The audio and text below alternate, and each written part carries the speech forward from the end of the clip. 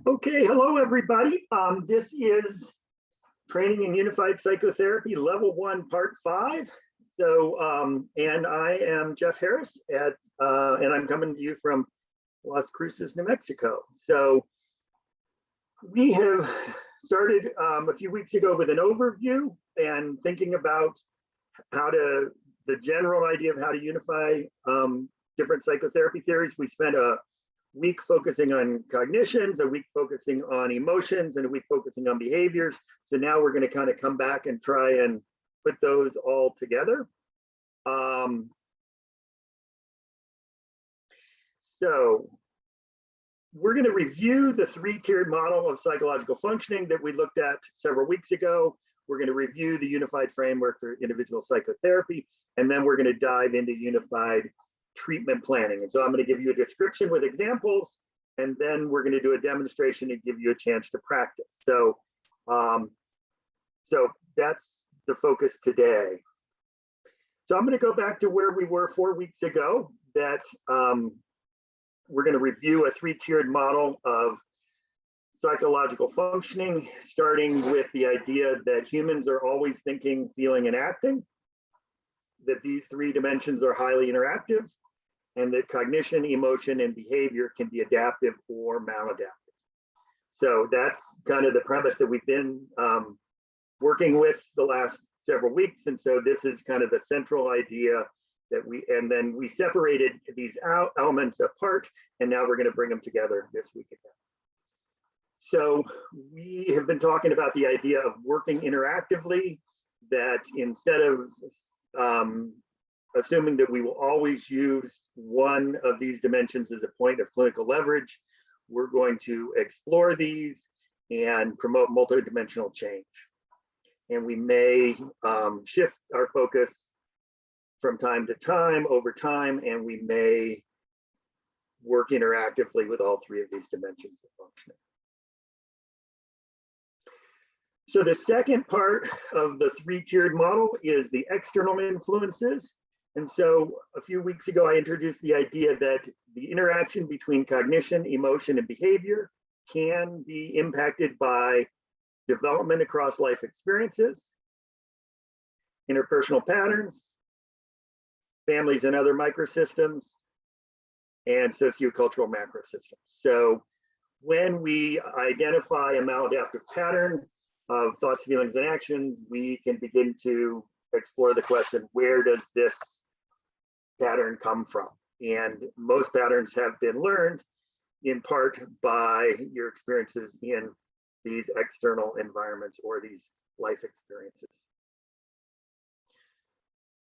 So we can also work contextually. So working contextually means that an integrative psychotherapist can focus on different external influences based on the unique experience of each client. In most cases, our clients cannot directly change external influences, but we can help them find more adaptive ways to think about, feel, and act toward their experiences in external environments. So if we were a family therapist, we could try and directly change the family. If we're a couples therapy, we're directly trying to change interpersonal interactions. In individual psychotherapy, we can help people think differently about their relationships.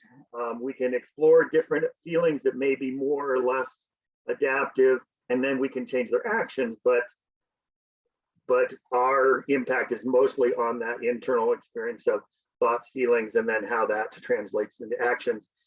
Our focus on actions is going to start in psychotherapy, but then we're going to help our clients change their actions outside of psychotherapy, and that's going to have an impact on the environments that they interact with.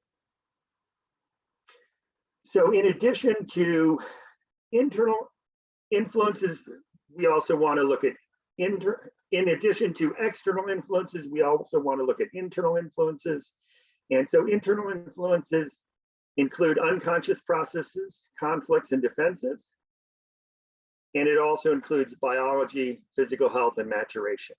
So as we work with cognition, emotion, behavior, we're going to be aware that some of our cognitions and emotions are going to be our conscious processes, some are unconscious, and how we think, feel, and act is always interactive with our biological health. So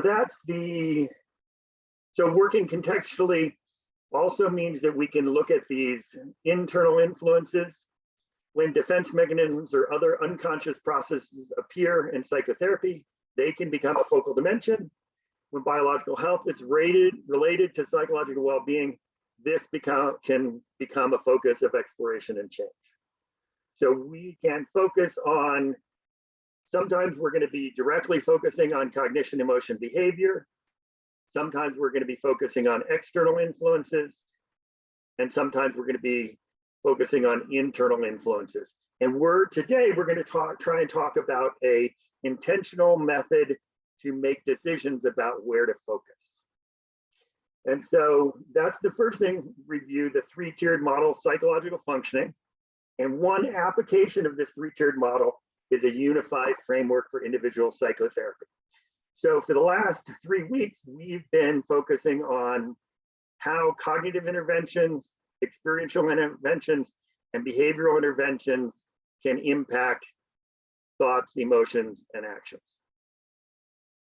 If you decide to participate in level 2, and I hope most of you do, then we'll be talking more about how to explore and discover and promote change related to external influences and internal influences. So that's a little bit of my review of the three-tiered model of psychological functioning and a unified framework for individual psychotherapy. Are there any questions about these kind of foundational ideas? And if you want to turn on your microphone and ask a question, that would be great.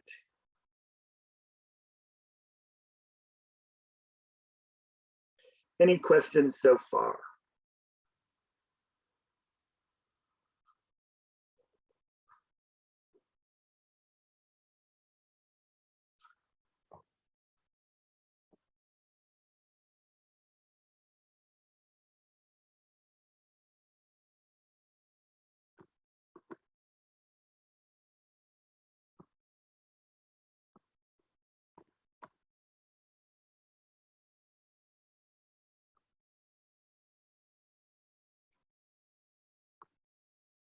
Okay, so today we're going to be talking about unified treatment planning. So the idea here is that many psychotherapists try to adapt treatment to the unique needs of each individual client. Most of us are doing that. Obviously, some people have been trained to say, okay, to use a strict protocol that's been tested by experts, but many of us are trying to do some kind of informal integration, some informal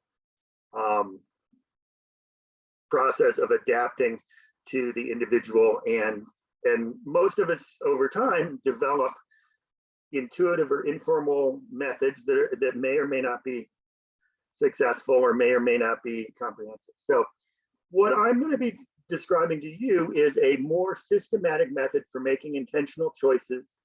And we're going to be making intentional choices about focal dimensions, about conceptualization models that we're going to use to think about clients, and the choice of intervention strategies. This is one method that I've developed with my colleagues over the years. I'm going to encourage you to try it if you try some of these ideas if you want to, and hopefully these will work. Some of these ideas will be helpful for you.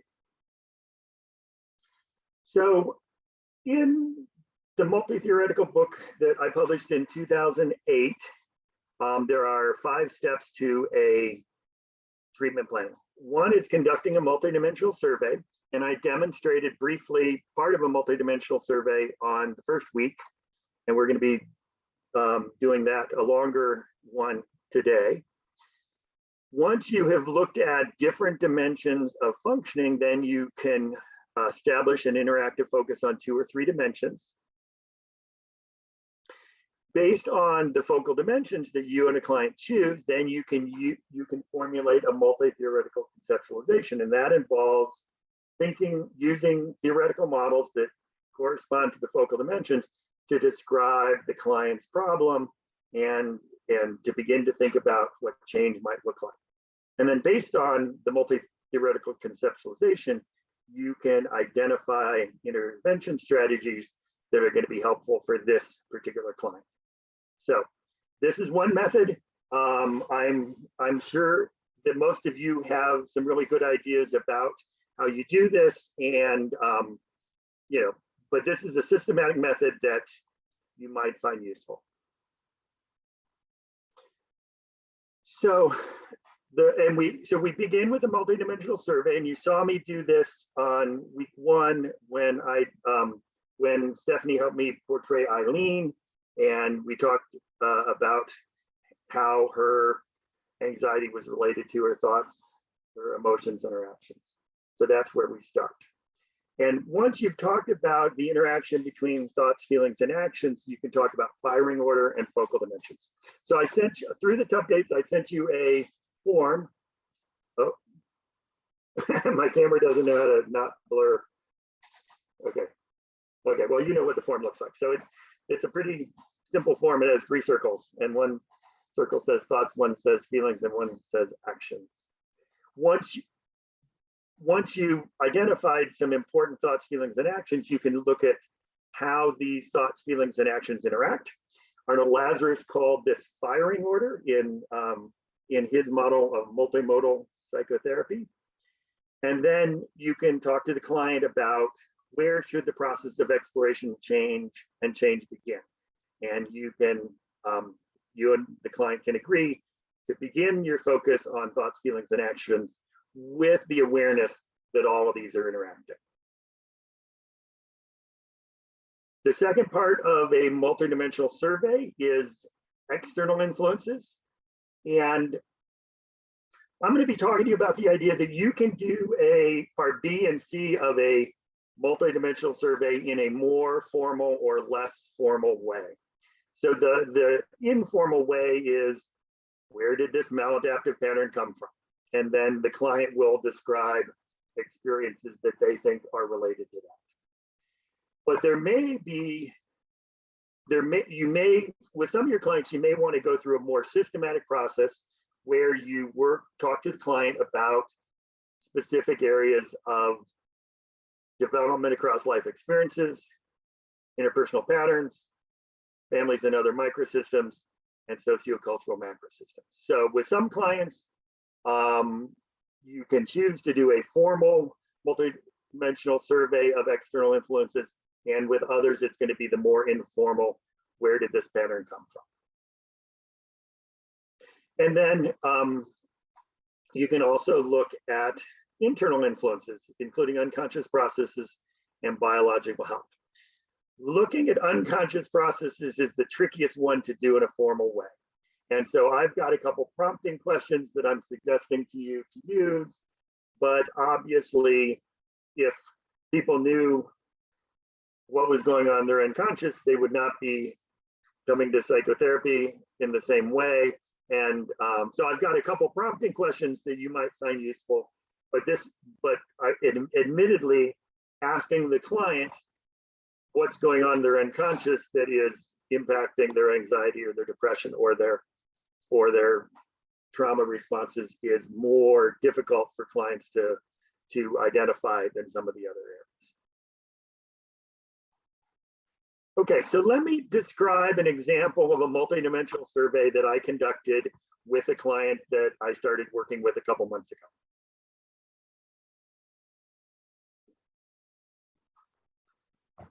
So Fiona is a pseudonym, but in this case, Fiona is a 22-year-old female student entering her first semester of graduate school. And Fiona reports a long-term struggle with anxiety, depression, and binge eating. So during the first session after the intake, I conducted a multidimensional survey looking at her thoughts, feelings, and actions. So her automatic thoughts, her day-to-day experiences saying, I'm not doing enough, I should have done this, why didn't I do that, and I'm lazy. And the I should have done this and why didn't I do that occurs across situations. So she does it with school. This summer, at the beginning of the summer, she was starting a new assistantship with a professor, and so I should have looked up those articles last week. Why didn't I do that? And then she also did it to her family. A few weeks ago, she visited her family, and she was going to see her grandmother on Monday, but then her grandmother wasn't feeling good on Monday, so then I should have seen my grandmother on Friday. So lots of that. So the core belief is I'm not good enough, and using a pretty standard cognitive method, sometimes we're going to be able to, clients are going to identify a core belief real easily, and sometimes you're going to have to poke around for that a little while longer. And for this client, for Fiona, this came out real easily. So I didn't have to wait very long, and I didn't have to poke around very much, and I didn't have to say, we've looked at these automatic thoughts for the last few weeks, and if each of these were true, what would that say about you? For her, it was real easy for her to say, I'm not good enough. And that's the underlying thought that generates these automatic thoughts like, I'm not doing enough, I should have done more, why didn't I do that, and I'm lazy. Her feelings are fear and anxiety, and we talked about what she's afraid of and that sort of thing, and then guilt and shame. And so these are two clusters of feelings. We talked about how anxiety is a type of fear, and it's helpful to know what she's afraid of. She was aware that she was guilty about these little things, but I said, is there a sense of shame? And she said, yes. So that there was that deep sense of, yeah, I'm holding this as shame about who I am. So her actions in the multidimensional survey were to, sometimes she works harder. So sometimes she's scared and says, oh, I should have done more. And so sometimes she works harder, but sometimes she gets overwhelmed and she withdraws and shuts down. So, sometimes with working harder to try and scurry along, and other times she gets overwhelmed and she shuts down and withdraws. And then for many years, she has been binge eating to self-soothe. And so this is an action that we want to address, because it's an important symptom of her anxiety, and obviously it runs health risks. So during the multidimensional survey with Fiona, when I asked her about firing order, how do these thoughts, feelings, and actions interact? She said that the thought, I'm not doing enough, leads to a sense of shame or anxiety, and then one of her coping mechanisms is binge eating to self-soothe. So that's the firing order for her. She perceived that it started with her thoughts, it led to these uncomfortable feelings, and then her coping actions, her coping behaviors included binge eating, which then made her feel more guilty and ashamed, and so forth. So when I started to looking at external influences, I didn't do the formal survey like I'm going to demonstrate this in a few minutes, but we did have a pattern of, it was very easy for her to identify that the source of the pattern was her family of origin. And she very spontaneously talked about her parents' divorce when she was about 11, and that after that, her mother frequently criticized her for not helping enough with chores around the house, and she often felt guilty for not doing enough. So even this pattern that she's doing now as an adult in college away from home is a pattern that she learned as a preteen after the divorce, that I'm not doing enough to help my mom, and I feel guilty, and she's criticizing me. And so a lot of her self-critical cognitions appear to be internalized from her mom. So even as a preteen and as a teenager, Fiona learned to avoid the uncomfortable emotions associated with being at home by spending as much time at their friends' houses as she could so that she could feel like a kid. So at home, she was expected to clean the house, and when she didn't, her mom would come home and be disappointed. So this is an escape behavior that Fiona learned at an early age, was that I don't feel like a kid at home. I feel like I'm supposed to be responsible all the time, but if I go to my friend's house, my friend's mom makes snacks and do this, and then I feel like a kid again. So you can see how her family of origin, her family system, led to both these self-critical thoughts and some of the escape behaviors that we're seeing several years now as a young adult. So any questions about Fiona or the multidimensional survey that I've done with her? And I think I have to. So I'm going to stop the share to see if there's any questions. Any questions about Fiona or how I did a multidimensional survey with her? Okay.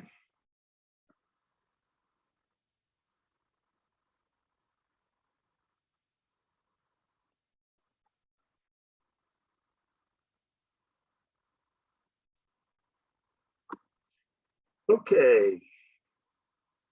So after doing a multidimensional survey, the second part of unified treatment planning is establishing focal dimensions.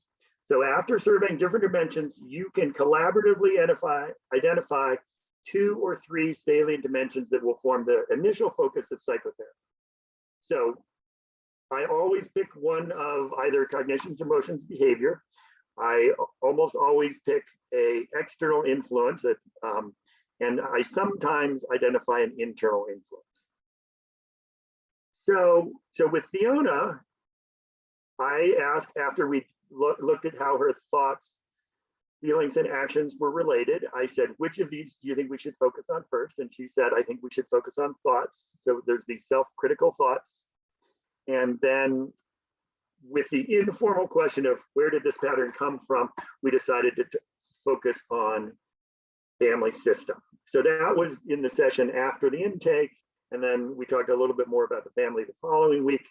In the next couple sessions, there's been a shift toward specific actions related to her binge eating, which impacts her biological health. So even though our initial focus has been on thoughts and family systems, we're looking specifically at actions related to the binge eating because that's a pattern, a dangerous pattern related to her anxiety that we want to alleviate or decrease.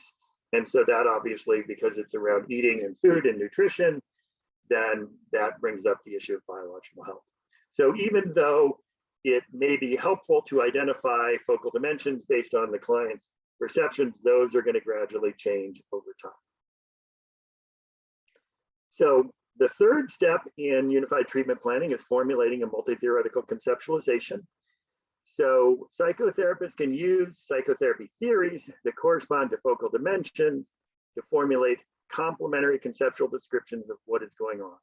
So when I mean complementary, I'm not saying is the cognitive conceptualization right or the systemic conceptualization right or the psychodynamic conceptualization right. These are each different viewpoints and that we can understand clients differently using these complementary perspectives.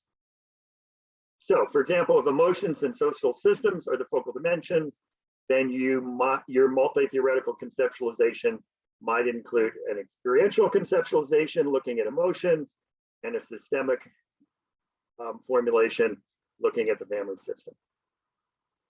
So back to Fiona. Because she chose thoughts and family systems as her focal dimensions, I have started and am on in an ongoing way am doing a cognitive conceptualization.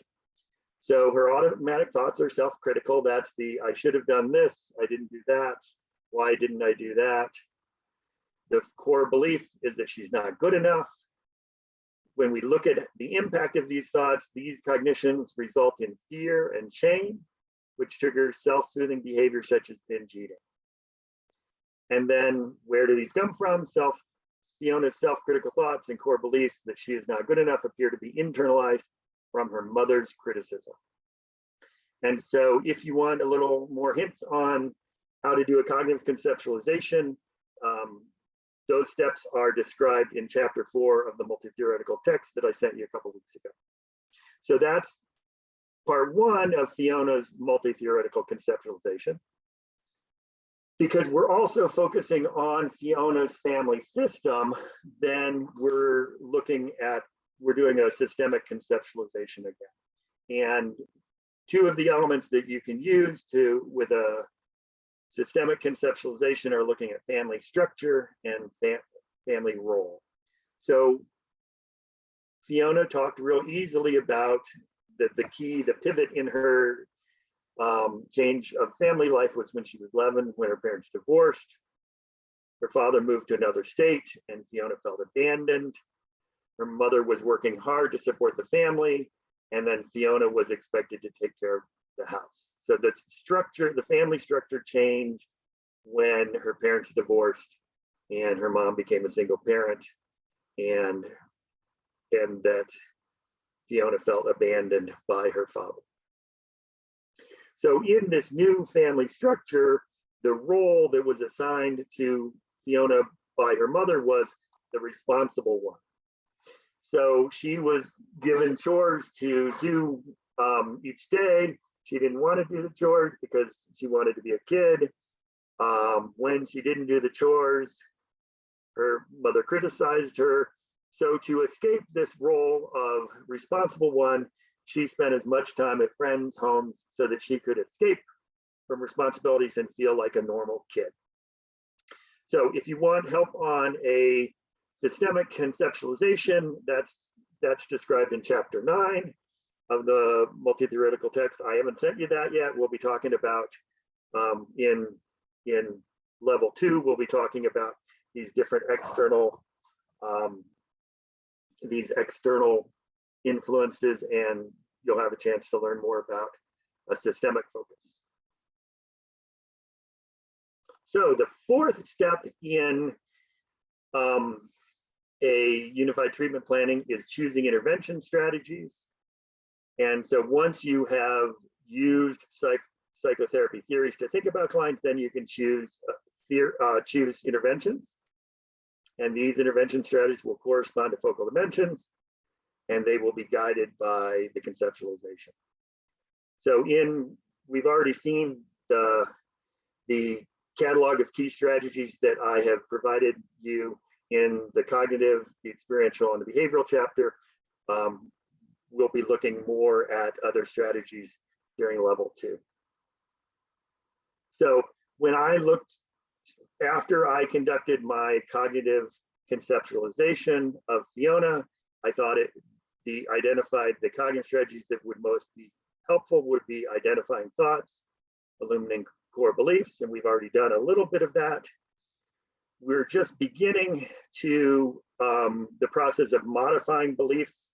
We're talking about how to develop a more compassionate voice to counteract the critical voice. And we did Fiona wanted to change from I have to, no, I should to I need to. I suggested maybe we try I want to because, so I want to work on this report so that my presentation goes well. I want to clean the house so that I have a comfortable place to live in. And then, modifying beliefs and reinforcing adaptive cognitions is an ongoing process. So, so those are some of the cognitive interventions I identified to work with Fiona and her anxiety. So in terms of focusing on family systems, some of the systemic interventions I identified that I thought would be useful with Fiona are describing the structure of the family, identifying family roles, and we've already done a little bit about that. And so the ongoing work will include things like clarifying family belief systems and encouraging an adaptive narrative.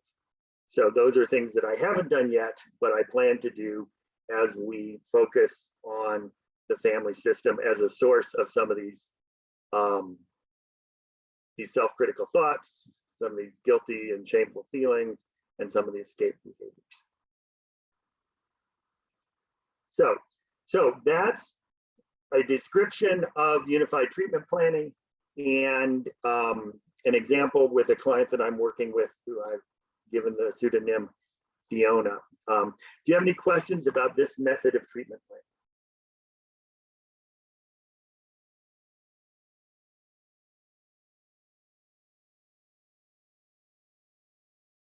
Any questions yet?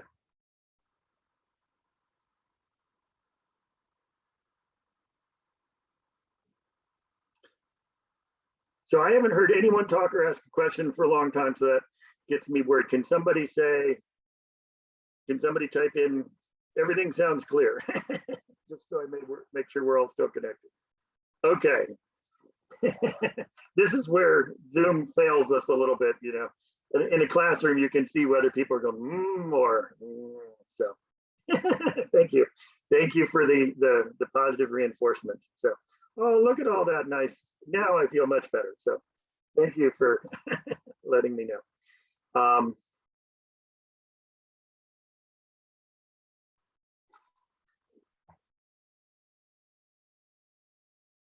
Okay, so let me go back to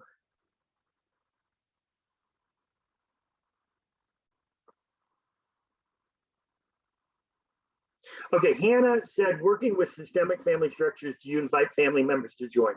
I usually do not.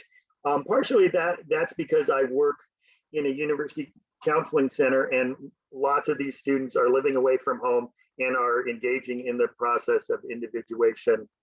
And so certainly I think that's a very valid point that, you know, like I said, we in individual therapy, we can change the way people think about their family and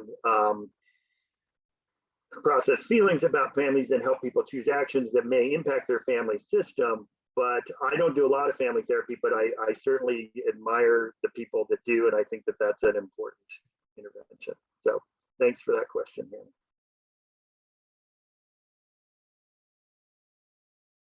Okay.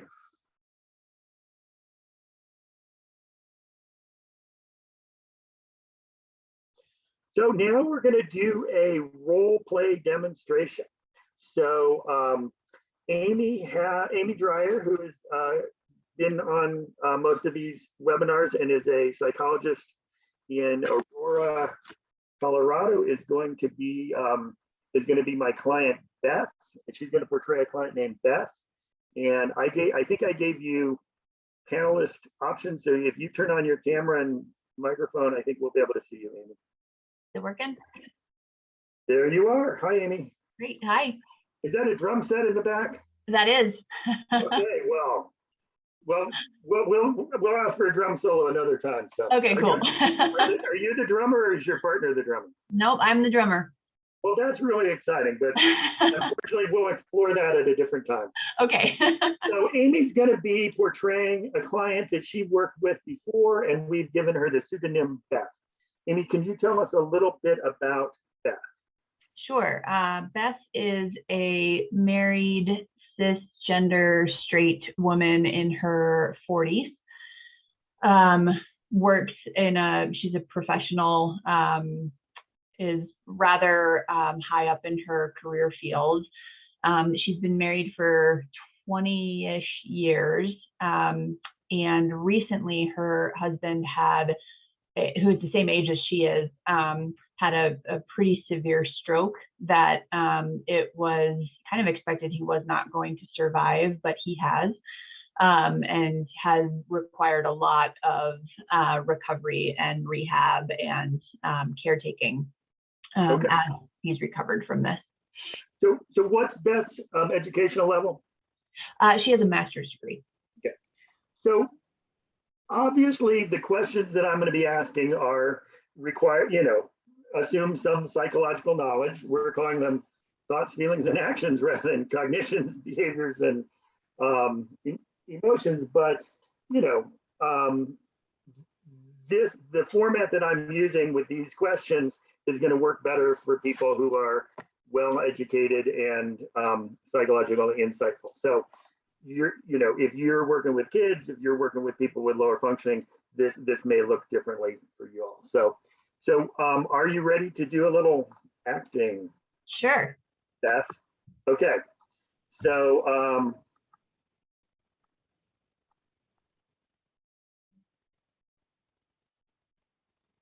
Okay. Okay. So Beth, we've been talking a little bit about how, this life change with your husband getting a stroke and how that's been impacting you and making you feel anxious and fearful. What I would like to do today is to look at your anxiety in a little bit more systematic way. We're going to start by looking at thoughts, feelings, and actions. And so I have this little form that has 3 circles and we can start anywhere. Do you want to describe some of your feelings first, some of your actions first, some of your thoughts? Where would you like to begin today? It's probably easiest for me to identify feelings. Okay, yeah, go ahead. Let's start there. What emotions are coming up for you? I'm constantly anxious. I just feel like I'm just kind of nervous all the time. Okay, and when you're anxious or nervous, does that feel like fear or does it feel like a different emotion? Sometimes it feels like fear. Yeah, and one of the old-fashioned definitions of anxiety and fear is that anxiety is kind of free floating, and then fear is when we know what's scaring us. And so it's really common for sometimes that to be I'm just have the free floating anxiety, and then sometimes I'm a fear. So when you're aware of this, when you're aware of being afraid, Beth, what are you afraid of? I'm afraid my husband's gonna die. Okay, and so it's important to realize that that's a real possibility right now, and that's something really scary. So I want us to realize that you're not afraid of something that's not dangerous. Your fear is well grounded in reality. Mm-hmm. So you're not afraid of alien abduction, which is rare. You're afraid of something that's really scary. Yeah. Okay. So I think it's important for us to look at that anxiety, that general anxiety and nervousness, but also know that it's related to being afraid of something that's really scary. Mm-hmm. and dangerous and will change the course of your life. Mm-hmm. So after feelings, you want to describe thoughts or actions next? Probably thoughts. Okay. So what kinds of thoughts when you're feeling anxious or nervous, what kinds of thoughts do you notice? I just have this sense of like something bad's going to happen. Okay.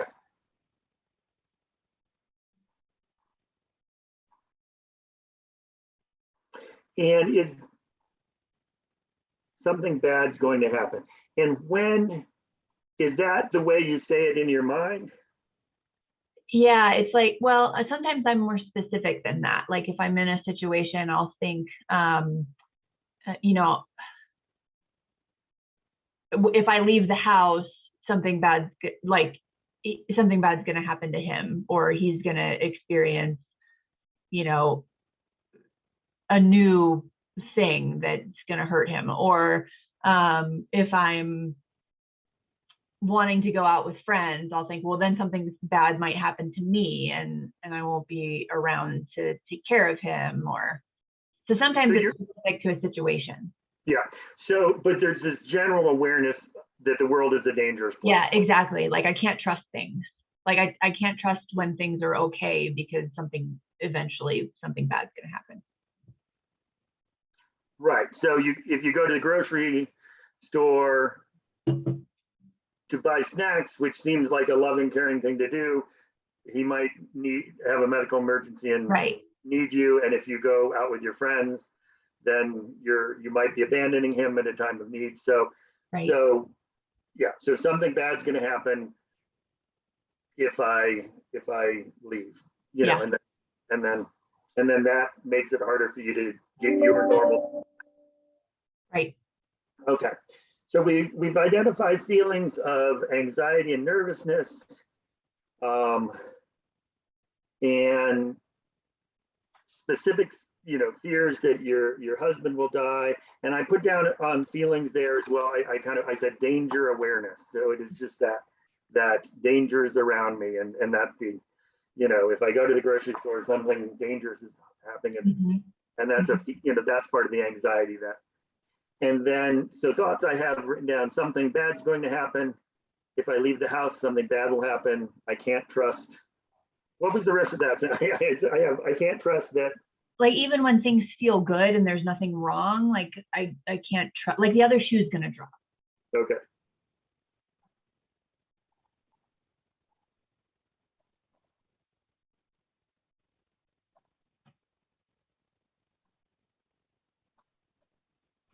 Okay, so I can't trust things if I feel good and the other shoe is going to drop. Okay, that makes sense, Beth. So how does all of these thoughts and feelings, what are your actions? How does this impact your actions? How are you coping? It's like one extreme or the other. So sometimes I do a lot and I'm like overactive and monitoring things and making sure everything's okay. And then other times I just kind of retreat and go to bed or just go shut myself off and not talk to anybody. Okay, and that makes sense that there's times, given this challenge of caring for your spouse, you're over functioning, you're doing a lot, you're doing all those good things you're supposed to do, but then that kind of overwhelms you or exhausts you, and then other times you'll retreat and you'll go to bed or sleep or shut down or withdraw. So that makes sense. Yeah. So as we're looking at this pattern and of thoughts, feelings, and actions as they're related to your anxiety, that is, a normal response to your husband's illness, how do you see these three elements related? So if we were going to draw arrows between your thoughts, feelings, and actions, what we're going to try and figure out kind of the central pattern and that might involve drawing arrows between these elements. So does this pattern start with your thoughts? Does it start with your actions or start with your feelings? I think it probably starts with my feelings. Okay, and you, as we're describing kind of the central pattern, do you want to start with the general anxiety or the specific fear that your husband will die? I think it's more just that general sense of uneasiness all the time. Okay. And is the uneasiness the same, what I call the danger awareness, is there something? Yeah. Okay. Yeah. Okay. So, and then if you have that uneasy awareness of danger, does that then trigger thoughts or actions? I think I react to it by thinking about the stuff that could go wrong. So, okay. Thought. So is it something bad's going to happen? Okay. So the uneasy awareness of danger leads you to think something bad's going to happen. And then how does that impact your actions? Does that result in the doing more or the retreating? Well, it probably results in first doing more and then retreating. Okay, that makes sense. So you do, something bad's going to happen, so I'm in action, and then that either overwhelms you or exhausts you, and then you shut down. Okay, that's so as we're looking at this pattern where your uneasy awareness of danger leads you to think something's bad's going to happen, which leads you to try and cope with that, and then you get exhausted or overwhelmed and you shut down. If we were going to change this pattern or look at it in a little more depth, where would we start to focus? Which of these would you want it to be our first area of focus for exploration and change? Feelings. Okay, so that's where we're going to start a little bit of our attention, is to look at your feelings in more depth. And so what I want you to do between now and the next time we meet is I want you to keep track of your emotions during the week, and at least once a day I'd like you to jot down your feelings. And again, we talked about kind of the general feelings or the specific feelings. When you have an uneasy awareness of danger, I want you to see if you can kind of nail that down as a specific fear. And, you know, I'm afraid that my husband will die, or I'm afraid that my husband will need me if I leave the house. You know, those are specific examples, but there may be other feelings like sadness or anger or guilt, you know, so I want you to keep track of your emotions so that we can understand them. And we're going to try and get a little bit of sense of which of these are helpful emotions and which may be hindering you, and which are difficult, painful emotions that we may need to work through. Okay. Okay, so thank you. We're going to come back to Beth for the second part of a multidimensional survey in a little while. Thank you, Amy, for portraying Beth. Sure. Any questions about that demonstration of part A of a multidimensional survey? Okay, so I'm going to go back to the PowerPoint.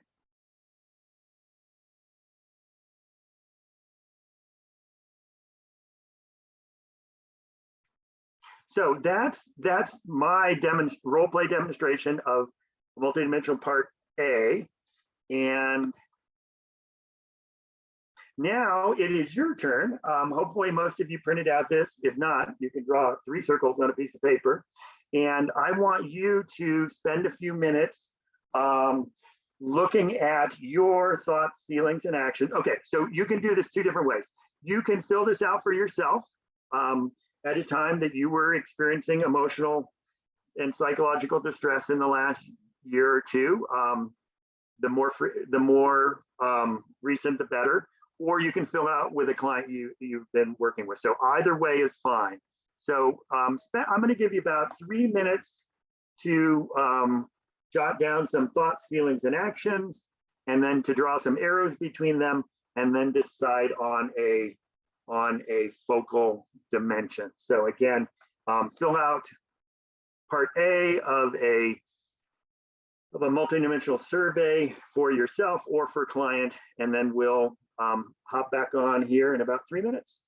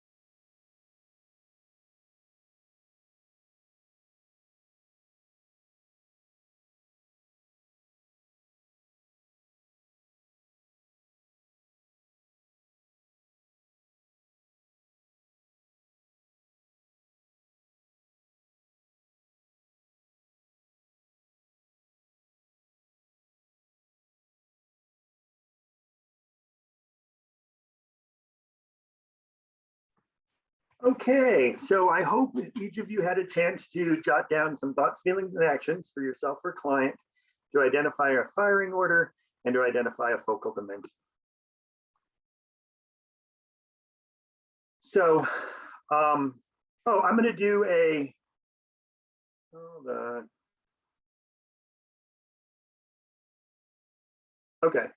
Okay, there we go. I'm sorry. The slides are in the right order. So sometimes, I'm gonna do a demonstration with Beth, with Amy portraying Beth, as we look at external influences. And again, sometimes I do this in a formal way with clients, like I'm about to demonstrate with Beth. And sometimes I do this in an informal way, like I did with Fiona, by saying, where did this pattern come from? So, and you'll get to decide whether you want to do this in a formal or an informal manner. So I'm gonna get rid of the PowerPoint so that I can talk to Beth. So Beth, we're looking at this pattern that's fueling your anxiety, where you have this uneasy awareness of danger. That prompts thoughts like something bad's going to happen, and something bad's going to happen if I go to the grocery store. Something bad's going to happen if I hang out with my friends. Something bad's going to happen if I stay home. And then you respond to that by first over functioning and doing a lot, and then that kind of overwhelms you or exhausts you, and you kind of shut down and withdraw. So I want to figure out where this current pattern comes from. And we're going to look at 4 different external influences that may be influencing this pattern. Okay. And so, and I have, some kind of prompting questions that I'm going to ask and that we can talk about, but if you want to go in a different way, these questions aren't, are just the ones on the form. And so your individual experience may be different than that. Okay. So the first kind of external influence is development across life experiences. So the 2 kind of prompting questions that you can answer either of these are, how has your presenting concern been impacted by key life events or by your ongoing development? And or have there been stressful events in your life that have had an impact on your presenting concern? The first thing that comes up for me is that over the last couple years, in addition to my husband's health issue, we actually lost both my father and his father. They passed away within the last couple years as well. Okay, so death, this kind of awareness of death is a big theme right now for you. That and obviously, as we get older, it is more likely that our parents are going to die. I lost my parents in my 40s, and so, but then your husband's illness is unexpected. Yeah. But we saw it coming with my dad. He'd been sick for a long time. Yeah. So this period of your life, dealing with death and illness, is a theme, and some of that is expected, like with parents as they're getting older, and some of it's unexpected. We don't expect to be facing a partner's death when they're in their 40s. That's unexpected. Right. Okay. So the next area that we want to look at is interpersonal patterns. So has your anxiety been shaped by a current or past relationship? And is there a pattern across relationships that may impact your anxiety? I mean, I've always been anxious. Just kind of low level anxious. It's been more of like a motivator for me through my life.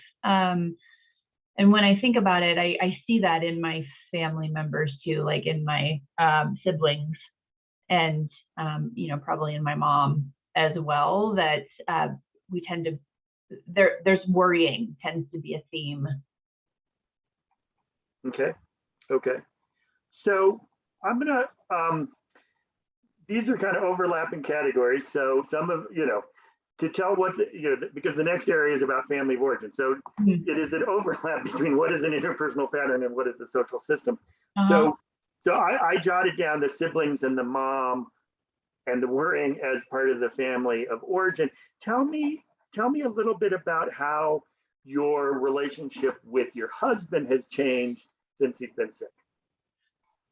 Oh, yeah. Well, I mean, my role has changed completely with him. Prior to his stroke, he was a very career-oriented, kind of high-achieving person too, and we both did that together. And we're pretty independent. We don't have kids. Careers and travel and stuff like that was always kind of part of our just how we oriented the world, and we took care of each other, but didn't have to care for each other, if that makes sense. And now so the caretaking role is new. Yes. Okay. And so instead of having an equal, we're committed to our career and we're going on a trip together in an equal role, now you have these unequal roles where you are the caretaker and he is the one who's being cared for. Yeah. So that's a new role, and that represents a change in your relationship. Yeah. And I can tell it drives him crazy to be the caretakee. Okay. Too. And so that does play out in how we interact with each other now. And Beth, what's your husband's name? John. And you said that it makes him crazy to be the one being cared for. Let's be a little more specific. Does it make him, what is his emotion? I think it's frustration. He demonstrates frustration. Okay, so he's frustrated that he's sick, that he's not able to be functioning, and he may be frustrated that you're put in this role that he didn't want to put you in. And okay. Yeah. So let's do family of origin, and I'll read the questions, but I think we've already started. So how has your family impacted your anxiety? Are there other social groups that have impacted your function? So you said that your siblings and your mom, all of you are worriers. Yeah. So what's the family motto that makes you worry? Is it bad things are going to happen, or something more sophisticated than that? No, yeah, no, I don't think it's that. I think it's more of like it being really instilled with like responsibility and dependability. And so kind of maybe it's not even worry, it's just being like really vigilant about doing what you're supposed to do, and do good things and good things will come to you. Okay. So I like that one. Say that again. Do good things and good things will come to you. Yeah.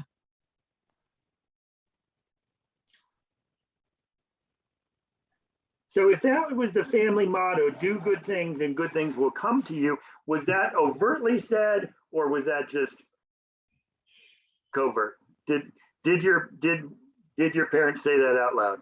It's not like a saying that they would repeat. We don't have it stitched on a not stitched on a pillow. Yeah. Okay.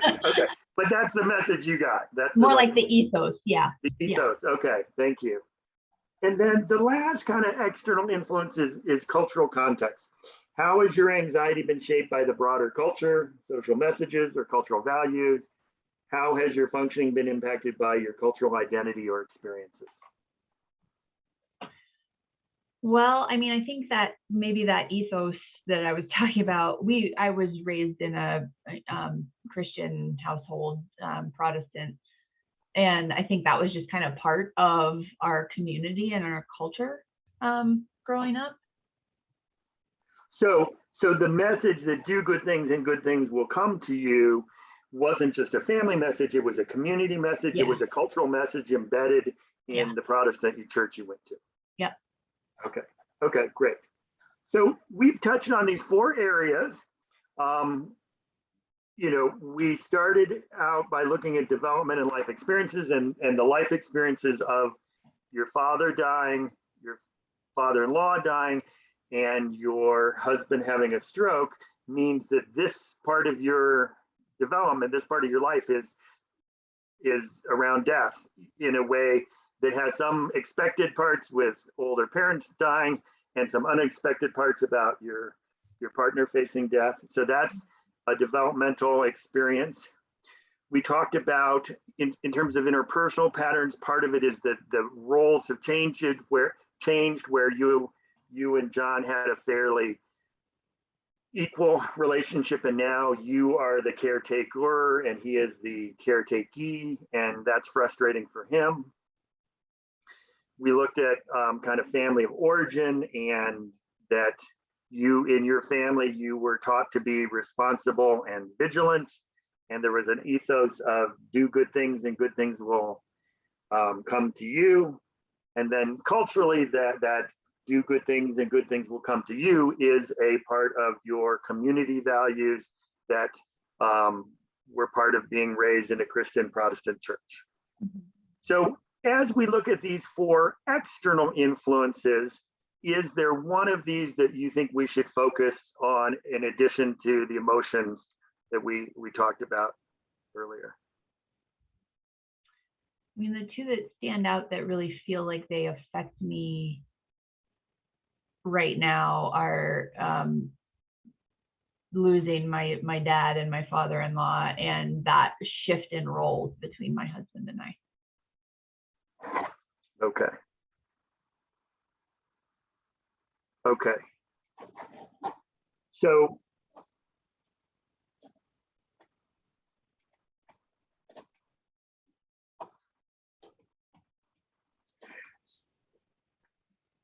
it makes sense that the losing these people in your life have made you more aware of the fear of death that's now, even closer with John being sick. And it makes sense to look at the way that the roles have shifted in your relationship with John. So it makes sense to focus on kind of that developmental experience of facing death and the shift in the relationship. Mm-hmm. Okay. Yeah. Thank you, Beth. Yep. Thank you, Amy, for portraying Beth. Sure. Okay, so let's go back to the slides, and then we'll talk to Beth one more time in a little while.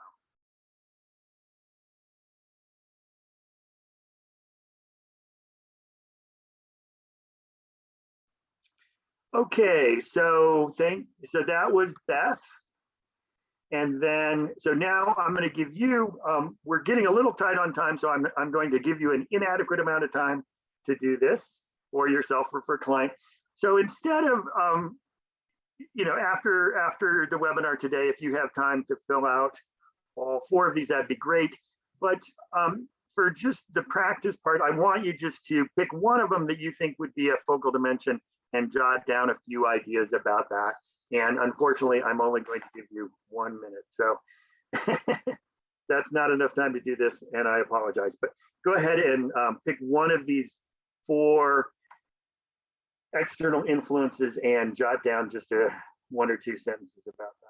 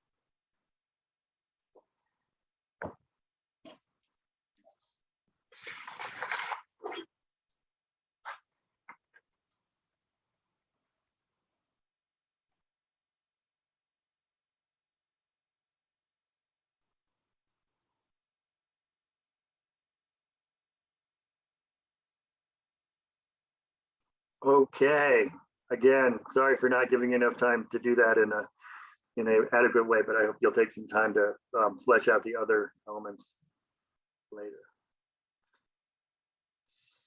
So after you've looked at those, you may want to, after you looked at all 4, like I did with Beth, you can choose a focal dimension to understand that. And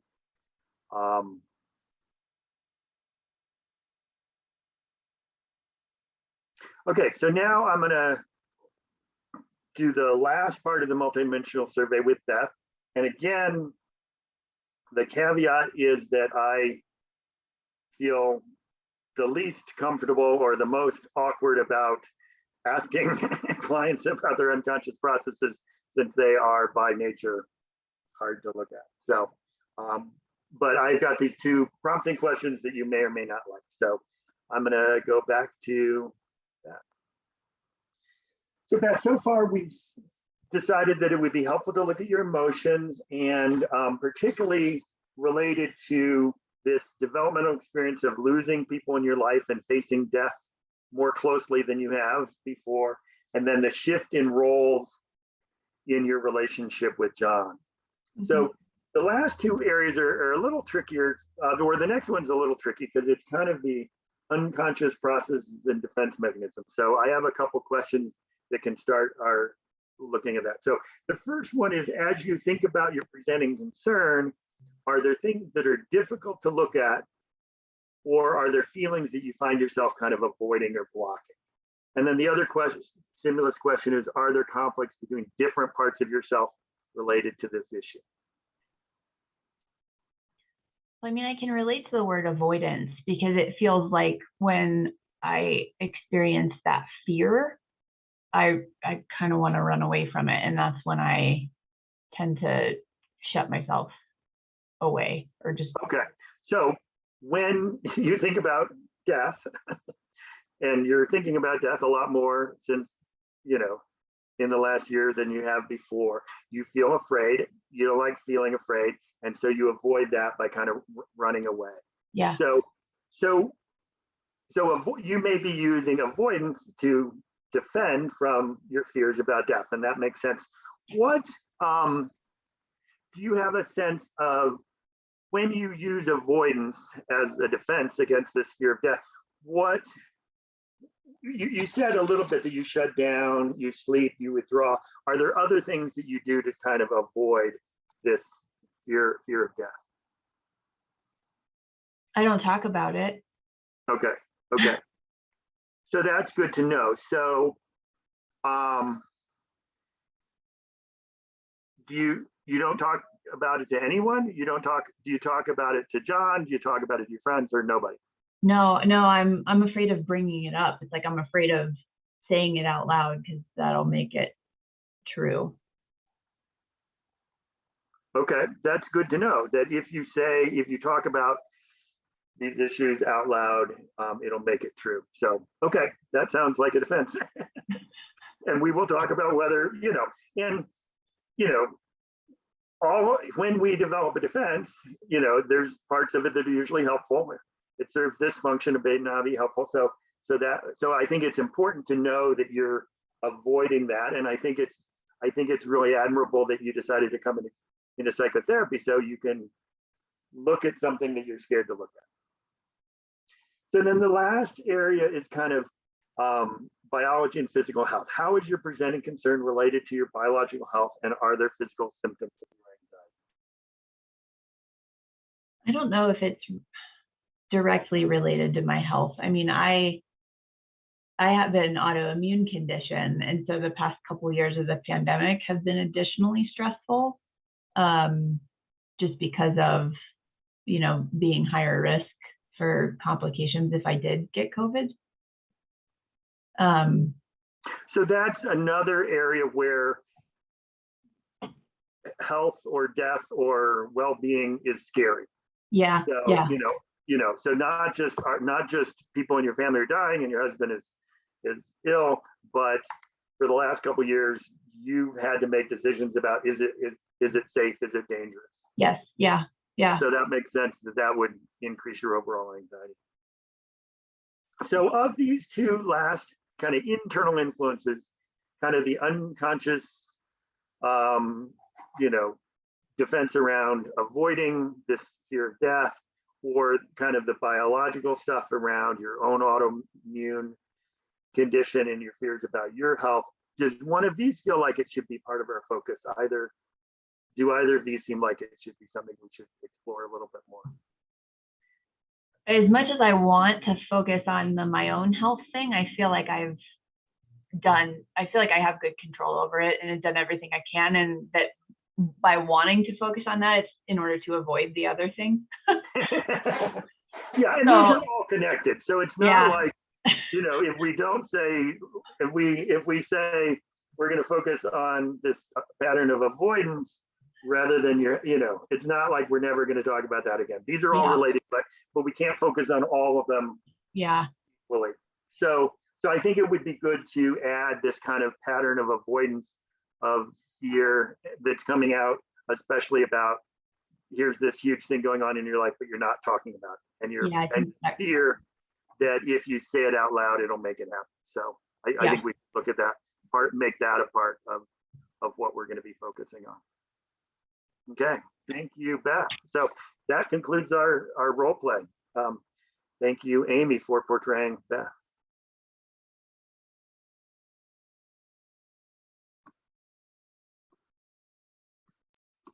Okay, now I would like, in terms of personal practice, I'm going to give you, again, inadequate time, 1 minute to talk about, to write down something about your own or your client's unconscious processes and defense mechanisms and your own biology and physical health. So again, I'm sorry that we don't have more time, but I'll give you a minute to jot down a few ideas there.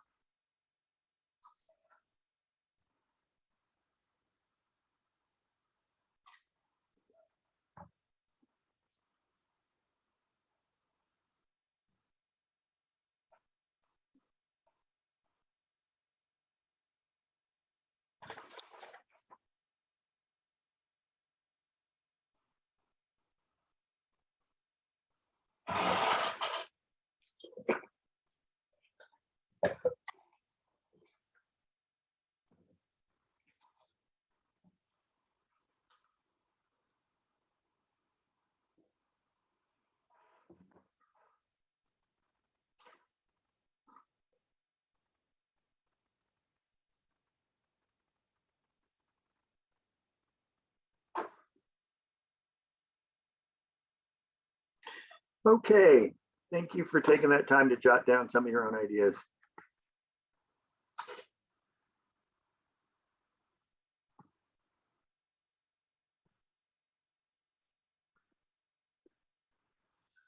Okay, so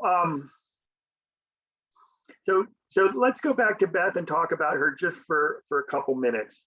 Now that Jeff has conducted a multidimensional survey with Beth and established focal dimensions, let's discuss the next 2 steps in unified treatment planning. So again, we're gonna talk just for a minute about kind of an experiential conceptualization of Beth's anxiety and her fear and this uneasy sense of danger. So I would love for someone to volunteer to turn on their microphone and talk about their initial impressions conceptually about Beth's emotional experience. Is her fear and anxiety adaptive or maladaptive? Is fear primary, secondary, or instrumental? How would you work with Beth's anxiety and this uneasy awareness of danger and her fear that her husband will die? Who wants to jump on and talk about emotions for a minute?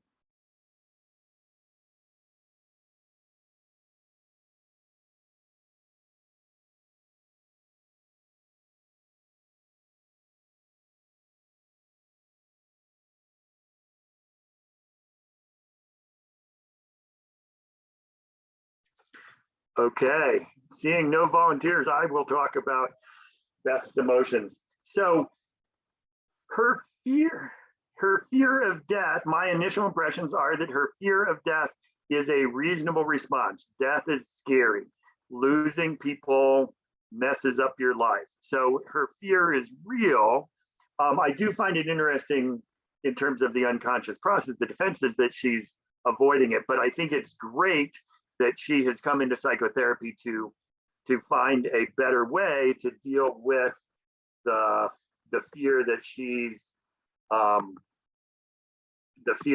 trying to avoid. So I'm going to say that her fear is an adaptive response to death, and that it's good that she is aware of her avoidance, and that I believe that her coming into therapy shows a stage of change, progress, that she's moved from, should I think about the scary death, to I'm willing to talk about the scary process that's going on to me.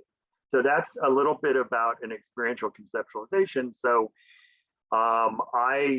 if I was working experientially with Beth's emotions, I would be helping her express her fear, and there's going to be some other emotions related to that. In many ways, what she's afraid of is sadness, and so I think it would be helpful to process her sadness related to her dad's death and her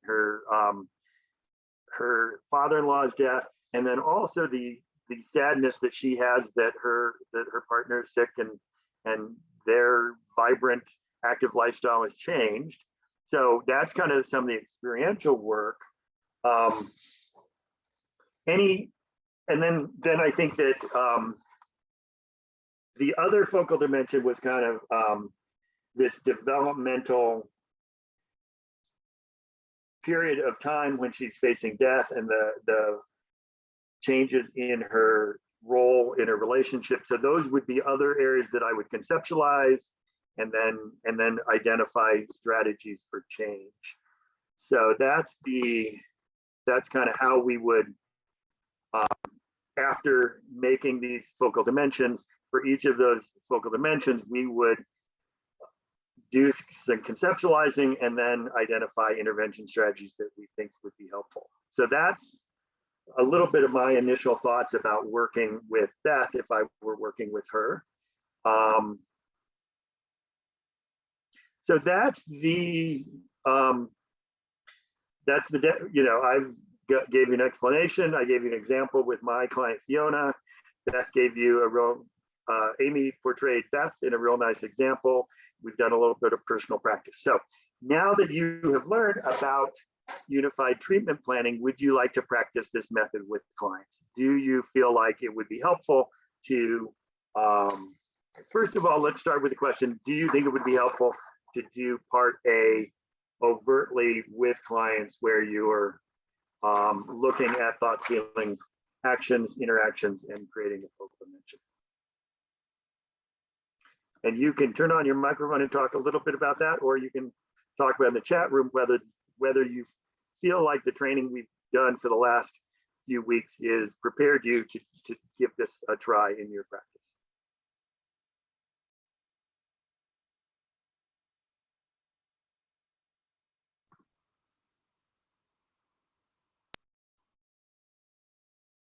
Okay, Stephanie says, absolutely. I think it helps clients to wrap their heads around stuff. Amy says, very helpful. I'm excited to try it. I like the structure it provides for integration.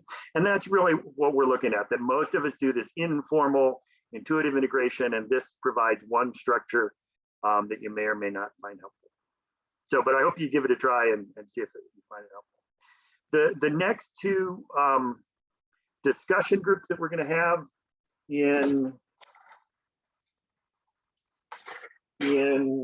on June 24th, so in 2 weeks and in 4 weeks, are going to be based on doing a multidimensional survey, doing a unified treatment planning. So I hope that if you're working with clients this summer, you can give this a try and see how it works. Susan said, yes, indeed, I like that it can be tailored to the client in terms of whether it's done formally or informally. So yeah, let's talk about that just for a moment.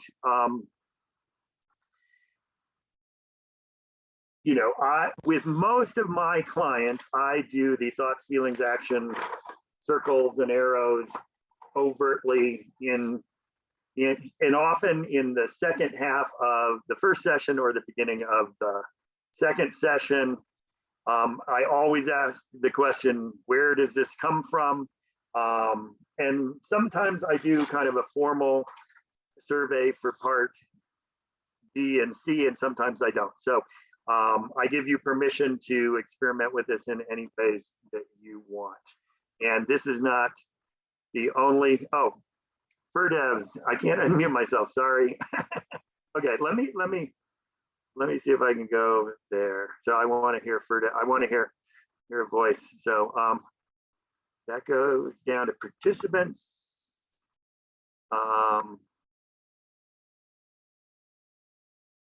FIRDEVs. Okay, I feel like an elementary school teacher when I give someone permission to talk. So FIRDEVs, you have permission to speak. Hi, sorry, I was a little late, I guess. That's why. So actually, yes, I actually wanted to mention, I guess if Beth was my client, I would also kind of like to explore how her grieving process was like about her father or her father-in-law. Because if she's avoidant, maybe she's still like a lot of feelings or fears about that, and maybe that process is not completed, so she can't face the truth. So yeah, I would also like to explore that with her. Absolutely, I think that yeah, and how she dealt with her father's death is going to be very closely tied to how she's dealing with her father's illness. So again, I think it's good that she knows she's avoidant, and it's good that she has made the first step in overcoming her avoidance by coming to psychotherapy. So Amy, do you want to pop on and tell a little bit about the outcome now that we, that since this was based on a real client, do you want to say a little bit about the outcome? Sure. She did wonderfully. So Beth was very insightful and responded really well to. She actually had a preference for doing pretty strict cognitive behavioral work. And she really wanted to focus on thought. So we really focused in on the cognitions associated with all of these experiences. And she pretty quickly recognized she'd developed this catastrophic pattern and was able to use tools to kind of pull herself back from that. And she's done with therapy. We wrapped up. It was relatively brief. Okay. Thank you very much for that update. So it's interesting that, and Amy and Ed use this great system of choosing packages. So, but it's interesting that as you portrayed her, the focus went in a different direction. So it's interesting that may represent what you think she should have focused on rather than what she thought she should have focused on. But that's another discussion. So just as we're wrapping up, I'm going to zoom through a few more slides. So I'll be leading 2 discussion groups on June 24th and July 8th. We're not going to register those as formal webinars through CEPI, so I'll just be sending you a Zoom link on the TUP dates group. Part 2, level 2 of training in unified psychotherapy will begin at the end of July and run through the beginning of September. You can go ahead and register now on the CEPI website, cepiweb.org, under webinars. After we finish the formal part of that training on working contextually with external and internal influences, then there'll be discussion groups to apply that on September 16th and 30th. I think all of you are on the TUP dates. Yeah, so please email me if you have any questions. And are there any final questions today before we wrap up?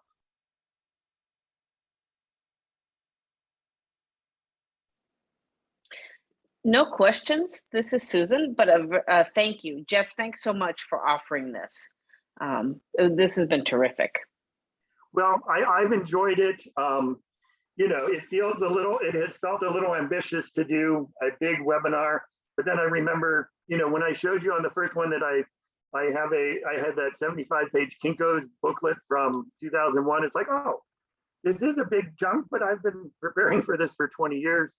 We're actually in talks with, since this was clearly a pilot test and there's some kinks I'm working out, I'm actually talking to a webinar company that may be picking it up. So we may, the next time we do this, we may be able to offer continuing education units. And so I'll be asking you to tell your friends and stuff like that. So, but I'll have more information about that. I'll also send you some more information about kind of the certification process. We've identified, you know, level 1 and level 2 training. I've decided that level 3 involves, you know, putting this into practice, and level 4 might involve becoming a facilitator if you want to use this as a training model with other people. So I'll be sharing some of that information with you on the TUP dates. So thank you very much for your participation. I hope many of you participate in the discussion groups, and I hope that many of you sign up for level 2. Yeah, thank you so much, Jeff. I really Thank you. found the role plays helpful, like incredibly, because sometimes, you know, the information like stays theoretical, and like it was really nice to see it in action. So I really like the role plays. Thank you. Thank you very much, both to Amy, who did some acting today, and to Stephanie, who did some acting earlier. Some of the rest of you may get to do some acting in level 2 if you'd like. So I appreciate all your interest and participation. I hope everybody has a nice weekend. Thank you.